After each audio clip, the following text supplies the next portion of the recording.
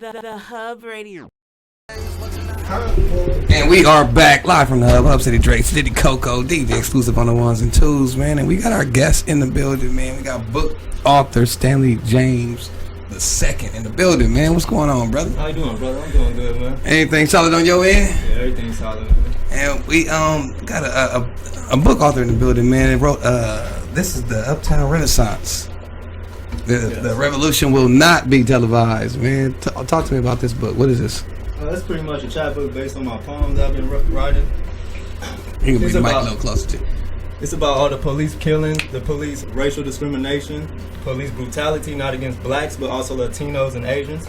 There was recently a killing 2 days ago that I seen in Torrance with Michelle Shirley. She was mentally disabled, and the police shot her down in Torrance. 23 shots. That was this week, right? Yeah, that was 2 days ago.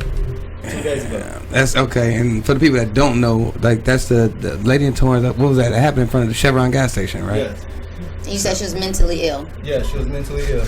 So documented. How would that type of story make it into like the Uptown Renaissance? Like how would that tie in? Would that be something you would write about, or? Yeah, it would. Because it ties in because like everybody know the world sees it that police racially discriminate blacks, Mexicans, Asians, everybody that's in a poverty-stricken surrounding neighborhood, you know? So I just feel like I need to put it on paper, put it out, give it to the mass to really understand like what's really going on in Long Beach, Compton, LA, Torrance, San Pedro, Gardena. Was it one incident that made you want to start writing about this? Because you would write crime fiction. Yes. So now you're in reality. Yeah. So what made you switch over? Because you have to give people the real, and then you have to give the people what they think it is. To me, that's how I feel. Mm-hmm. And now I feel like it's just enough is enough. So I need to start really giving like the real, and really start holding up a mirror and showing what the police is doing to our people. So what can people expect when they're reading this book, besides what's going on? Like, how are you telling the story of what's going on besides what people are already seeing? Well, are you telling it from your point of view? Are you telling it from the community's point of view? I'm telling it from all point of views, really. From my point of view, from my friend's point of view, from the elders' point of view, just from the news, just from seeing what you see on the streets when you walk to school, when you drive to work. Mm-hmm. That's what you see. So did you talk to people and get different opinions and put that in the book? Yeah, I got a lot of opinions from people and just from things that I've been just noticing and seeing. How long have you been writing? Probably been writing since I was like 14, but seriously writing about 20, since I was 20. Okay. Now, how many books have you actually put together? Well, I got five chapbooks, and I got my debut novel coming out like the end of this winter. What's a chapbook? Now, I'm not a reader like that, like to where I go to Barnes and Nobles. And a chapbook is like a small introduction of your major writing. Okay. So it's going to be probably about like 1 to 10 chapters of your of a major piece that's coming together, you know? Okay. So it's like a small introduction of what you're about to give. So you got a bigger picture. Yeah. I got movies coming out too. I'm shooting. So you started off writing poetry. Yeah. But when did you get serious and say, you know what, I want to write some books? Like around 20 years old. Okay. Were you in school, or who inspired this? I've always been inspired like from my school teachers about writing, and then my high school teacher, he told me like it's real serious, like you could really do something with it. So that's probably after I graduated 2 years after like small community college. I really feel like I can really do something. Mm-hmm. What kind of poetry was you writing? I was writing all poetry, man. I try to dibble and dabble in everything, man, and learn something new every day. Have you ever tried music? Because I know Tupac is one of your influences, so. Yeah, I try music. You good at it? But I mean, I'm good, but it's just that's not my. So you can rap. I can rap. So you can freestyle right now. I can have fun. So you can probably freestyle. Yeah, I can have fun. Why are you trying to put him on the spot? I'm just saying. So you freestyle. I leave that to the rappers, you know. Okay, so I know your other influences are people like Langston Hughes, Terry Roden, Donald Goins. Terry Roden is the one who gave me my first book deal that's coming out in this winter. So shout outs to Terry. So, I mean, I don't want to say it's not really common, but it kind of is that, like black kids, we don't really read as much as we should, especially coming from different areas that we're all from. So what made you a reader? Like, have you always been a reader? Always been a reader. Ever since ever since a little cuz, my mom gave me a book, and that's what I try to do. I try to tell all my brothers and little people, little kids, you know, always pick up a book. You can check my Instagram. I always put new books of the day, new books of the week. That's one of my big strong. That's what drives me, is to get people to read. Not necessarily my work, but just to read anything, just to stimulate your mind, just to, you know. Have you done any children's books? Not yet. I'm working. Do you want to do children's books? I'm working on a children's comic book. A children's comic book, okay. huh? Yeah, I got a lot of projects coming up. And then what type of movies? Crime fiction? Crime fiction. Well, the movie I'm shooting right now is to my debut novel, The Bus, that's coming out this winter. So that'll be my first. It's called The Buzz? The Bus. The Bus. The Bus. Okay. Tell me about that. What's this? That's pretty much about. It's pretty much a true story. Like a couple of friends trying to make it out the hood, come up on a lick, you know, and then money separates everybody, and then who you trust, and then friends die. This is one of them stories that you know, like, okay, no doubt, man. So The Bust and the Next Big Thing, are they connected? No, it's two different stories. Two separate stories. So what's the next big thing? Is that one out already? The Next Big Thing, it's out with the chapter, the first four, chapters, but not the whole thing. Got it. Okay. Now that's what makes it the chapter. Yeah. Okay. Chapter is a small introduction, like gotcha. The first couple of chapters of the actual work. No doubt. Like a trailer, like a preview. So now coming up this election, now you seem to be a little conscious with everybody go vote November 8th, man. Go vote. They trying to take our vote. They trying to take our rights to vote. If y'all haven't been paying attention, they trying to take our rights. You know. Yeah, we were talking about. You were telling me about that. So like, what do you mean they trying to take the rights? Like a lot of people don't know. Like just say if you working. Like for all my people that got jobs, if you working, you have 3 days to take off and still get paid to go vote. A lot of people don't know that. But it's if you are able to vote, it's mandatory for you to vote, really. Okay, so it's saying like, well, for the people that have to work 9 to 5 and they can't get to the. Yes, you have 3 days to vote with getting the pay. Can you legally take off? Yes, you could. You take off work to go vote? Yes, you could. Or you can come in late or leave early. Okay. Yeah. If you are scheduled to be at work during the time and you do not have sufficient time outside of your working hours to vote, as statewide election in California law allows you to take up to 2 hours off to vote without losing any pay. You know, and a lot of people don't know that. You may take as much time as you need to vote for only 2 hours per day that the time will be paid. Okay. Well, shit, so, everybody got to vote, man. Yeah, knowledge is power. A lot of people don't know about their rights, but that's why I encourage everybody to read. Yeah. To know about these things, you know? And felons can vote. I'm a felon. You can vote. So what type of felons can vote? Like, I know all felons can't vote, but like there are some felonies that you're still able to vote on. Do you know which ones? I'm not sure. Like I think for the I have to recheck it, but for the gun felons, and I think for like murders. Those are the ones. Anything that's non-violent, I believe, you can vote. So if it's non-violent, you'll be able to vote. Like that don't stop you from voting. Yes. A lot of people don't know that. You know, they be like, I got a felon, I can't vote. That's a lot. You might want to look that up. Yeah, you might want to look that up, man. You might want to look that up. So, in your case, you good though. I'm good. Voted already. You already voted? I voted already. Who you vote? You vote for Trump? Can't tell you. I'm not for Donald Trump. Oh, okay. Then he good. Then. Not for he can stay. Hey, man. Shamefully, my grandmother was like, I'm voting for Donald Trump.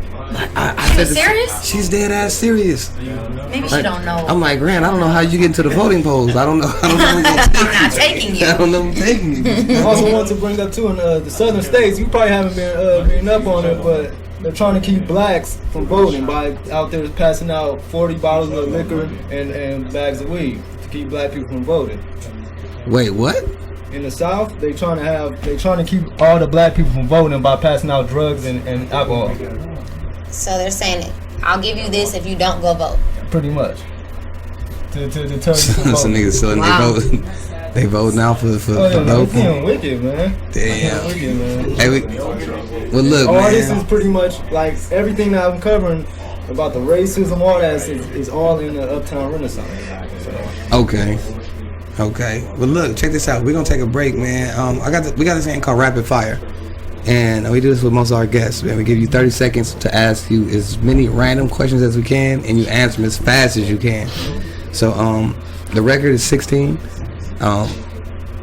You know what I'm saying? I got it, man. You got this? I got you. Got this. Now this shit's gonna be all over the place, though. Oh, I know we go ahead. having like deep conscious conversation and shit. But these questions ain't conscious. Not at all, bro.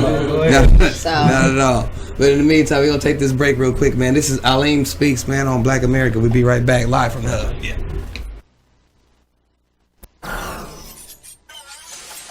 The Hub Radio. Greetings, everyone. My name is Brother Aleem. I'm the CEO and the founder of New Black Wall Street. You know, Black America is very angry today. In Tulsa, Oklahoma, our beloved brother was shot down. Another black man who did not have a weapon. Another black man that body is cold. Another black man that is experiencing something that they should not experience. And that is to be shot down in cold blood, simply because his car was not functioning at the time. Black America once again goes right back to the same solutions. Let us call our politician. Let us pray. Let us come together and ask for the police department to investigate themselves. I got a new solution. You know what this shooting represents? It represents the cold distance of Black America in the context that we don't have the warm unity that is necessary to build an infrastructure in which we can police ourselves, in which we control the economy in our community. Tulsa, Oklahoma is to send a metaphysical message to every man, woman, and child in America. Wake up, black people. Wake up, black people. Tulsa, Oklahoma was the most successful group of black people to appear in the hills of North America. Over 600 businesses and what was called Little Africa or Black Wall Street in the height of the early 1900s is to send a signal for us to investigate once again into the genius that soaks the soil inside of Tulsa, Oklahoma. That cold body today, the coldness that the families feel from the separation of their loved one. I want you to understand that this individual was taken away at a certain time. His hopes, his dreams, his wishes, as his body lays cold on an examination table today. We should examine our relationship with a group of people. After 400 years, they continue to not give us justice. Let us examine as they're doing an autopsy on his body. Let us do a physical and a metaphysical autopsy on the police state, that you cannot legislate a woman or a white person's consciousness when they're on the highways and the byways of America. That hatred that they have towards us. We don't have to make false accusations. You know what? You can tell the thought based upon the act of an individual. So when they think that they are the law out there in the highways and the byways of America, and they take it upon themselves to shoot a person, not to tase the person, leave them alone, not to get a bean bag. Black America, this murder represents that we have now received another blow. And you know what? When I tell you that the stove is hot and you don't believe it, and now you have to bury another person, we take the heat and the coldness and the frustration from this situation, and this should catapult us to organize. Organize and do what?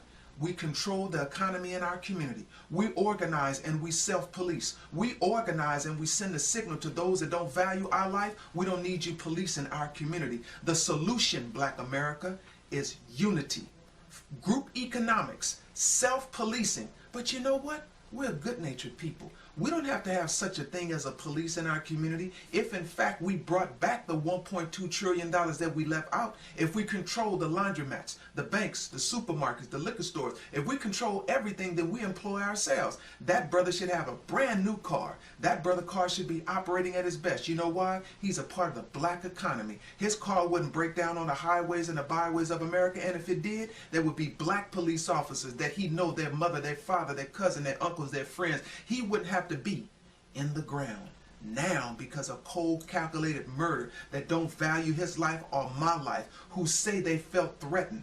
Another justifiable homicide. I'm gonna tell you, black people, the murder represents the distance that we have. Monotheism does not exist in the black community, but I'm gonna tell you today, it is imperative for us to know that this murder cannot cause us to march on the streets and beg for justice from a people that don't believe in justice for us.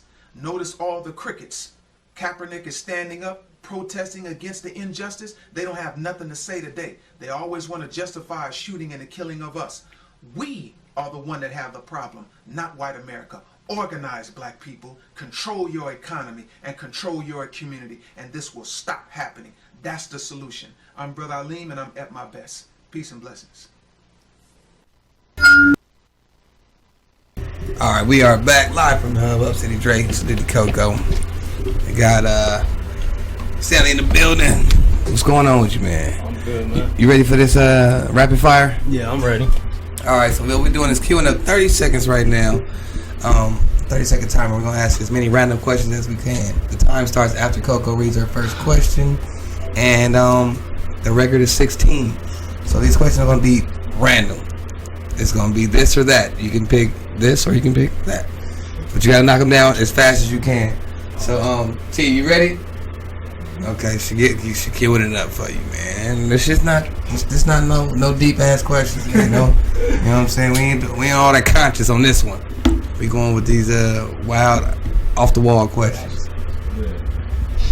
All right, and we gonna get it going. You ready, Coco? All right, 3, 2, 1. Eating ass or sucking toes? Time starts. Gay son or gay daughter? Say it again? Gay son or gay daughter? Gay daughter. Suck your own dick or finger your ass? Hey. Look at that. Would you rather have a nipple-sized penis or a penis-sized nipple? Nipple size penis. Nut in 1 minute or stay hard for 24 hours? 24 hours. Crooked knees or cross-eyed? Crooked knees. Rather someone sleep with their girlfriend or your daughter? Say it again? Rather someone sleep with your girlfriend or your daughter? My girlfriend. Weed or sex? I mean, yeah, weed or sex? Time. Damn, bro. Yeah, that wasn't. It was like, whoa, hold on, ass like He wasn't ready. What did it invite? No, hey, those are some more questions. And it's not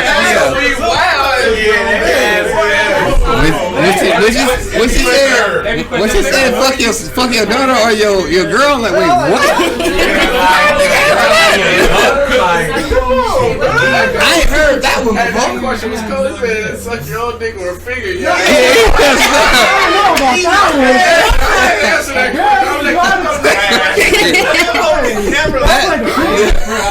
That one damn near ain't even fair. I mean, you have to answer. Fair, bro. No, you made that question up last night. Yeah, that's when the DVD is. Shit. He said it quick. Bro, we're not even gonna add up how many you did or didn't do on that one.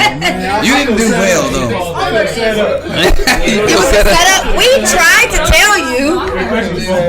We told you. I gave you improv. I told you, man. You had time to get your life together. You wasn't ready. This shit ain't like that.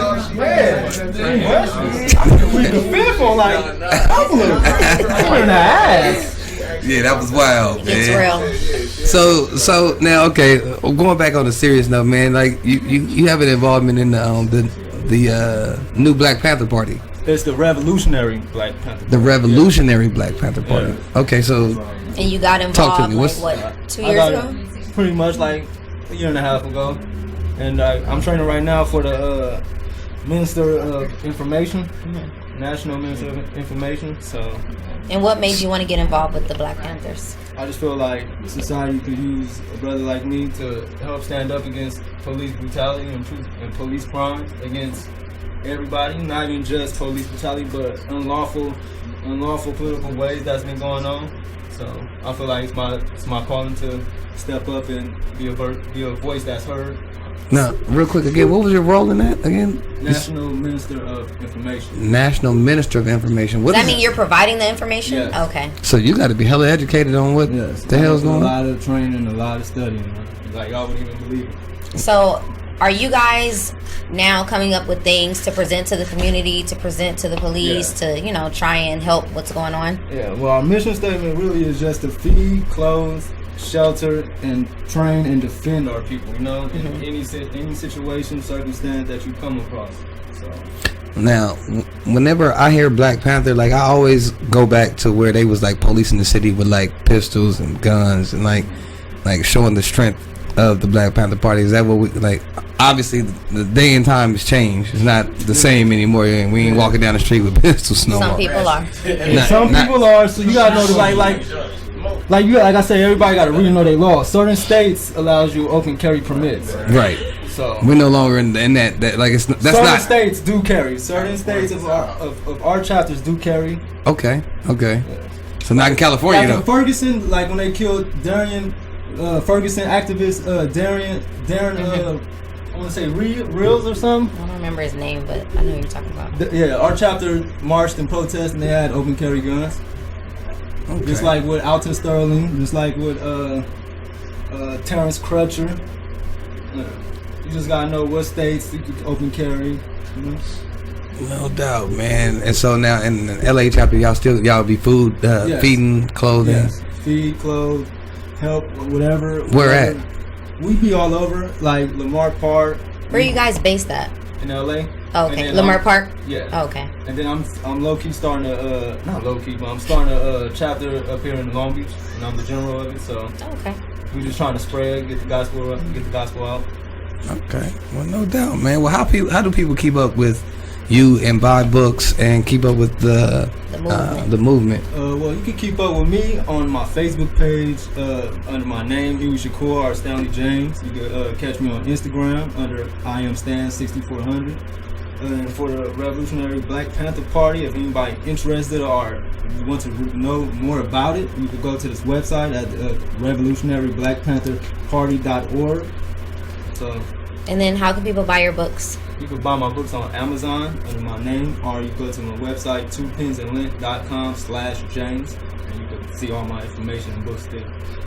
Okay, no doubt, man. We'll definitely appreciate you for coming through, my brother. Man, you already know I appreciate it, brother. Yeah, man. Oh, we gotta get a spot on the wall, man. Sign on here and leave your mark. Right there. Oh yeah, you found his spot. That's Saturday, man. I've been looking at it all night. For sure, babe. For sure. We're gonna take a break, man. We be right back. We got DJ exclusive on the ones and twos, man. It's the Hub Radio live from the Hub. Yeah.